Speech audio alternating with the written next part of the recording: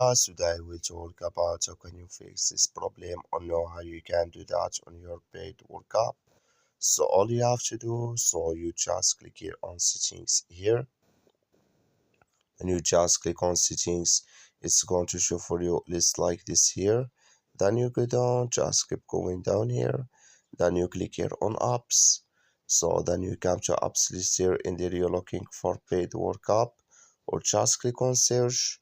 Then here add paid workup. It's going to show for you like this. Click on it. So then it's going to take you to next step here. Click on first stop. Then you click on OK. Then you go down, just click here on storage.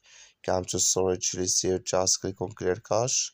Then all you have to do now, so you just go to your Play Store, you click here on Play Store here. So then you search here for paid workup. It's going to show for you like this. You will find here updates, click on it, and it's going to work with you.